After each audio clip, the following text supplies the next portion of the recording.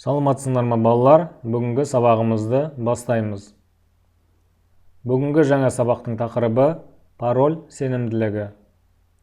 Бүгінгі сабақтан браузерді баптау құралдарын қолдануды және сенімді пароль құру критерийлерін анықтауды үйренетін боламыз. Қандай браузерді білесің? Браузер қолданушының таңдауы бойынша қарапайым мәтіннің, видеолардың немесе суреттердің экранда бейнелеуін және олармен байланысқан басқа файлдарды іздестіруді қамтамасыз етеді. Кеңінен таралған браузерлерге Internet Explorer, Mozilla және Google Chrome және тағы басқа браузерлер жатады. Астыңғы 74-ші суретте көрсетілген бұл танымал браузерлерге жатады. Балалар, мына берілген анықтаманы дәптерімізге жазып аламыз. Пароль дегеніміз ақпараттарды қорғауға арналған құпия сөз немесе таңбалар жиыны. Кез келген браузерде интернеттен тегін жүктеуге болады.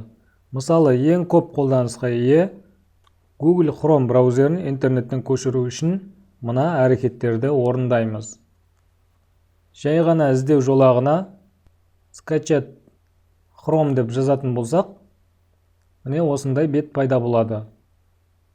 Шыққан сілтемелердің үстін басып, Google Chrome браузерінің жаңа нұсқасын көшіріп аламыз.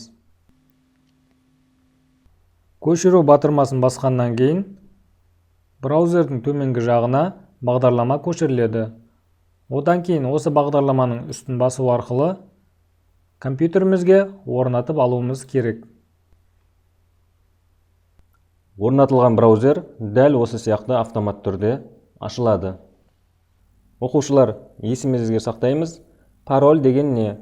Біз компьютерімізді, ұялы телефондарымызды бөгде кісінің қолдануына жол бермес үшін өз паролімізді орнатамыз. Сенімді пароль құру критерийлерін айқындау. Балалар, өз электронды поштаңа қандай браузер арқылы кіріп жүрсің? Қазіргі таңда әлеуметтік желідегі парақшама кіре алмай қалдым. Біреу менің поштамның паролін бұзып тастапты деген сөзді жиі естіп жүрміз. Сондықтан сенімді пароль критерийлері болуы шарт. Есте мұқият сақтаймыз, пароль тым қысқа болмауы керек. Себебі оны оңай бұзуға болады. Ең көп қолданатын парольді пайдалануға болмайды. Пароль тек пайдаланушы туралы жалпыға қолжетімді ақпараттан тұрмауы керек.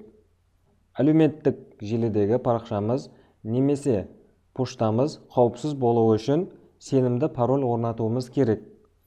Бұл жеке деректерімізді қорғауға, хаттардың, файлдардың құпиялылығын сақтауға, басқа да материалдардың құпиялылығын сақтауға мүмкіндік береді. Өзгенің паролін бұзып, ондағы ақпараттарды қолдану құқықтық жауапкершіліктің бұзылуын білдіреді. Интернеттегі және кітаптағы ақпараттардың өз иесі, яғни айтқанда авторы болады. Сондықтан ақпараттарды рұқсатсыз пайдалануға болмайды. Міндетті түрде авторын көрсетіп отыруға тиіспіз.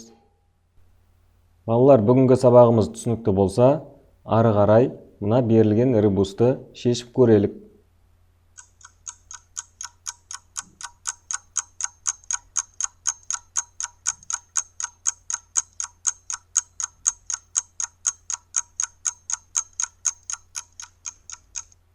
Балалар, олай болса, өз жауаптарыңды сәйкестендіріп көріңдер. Құлақтың Қ мен О әрпін аламыз, және пияздың П, И, Я әрпін аламыз. Одан кейін қасықтың С әрпін аламыз, көздің Ö, З әрпін аламыз. Енді тексеріп көреміз. Жарайсыңдар балалар. Осымен бүгінгі сабағымыз аяқталды. Сау болыңыздар.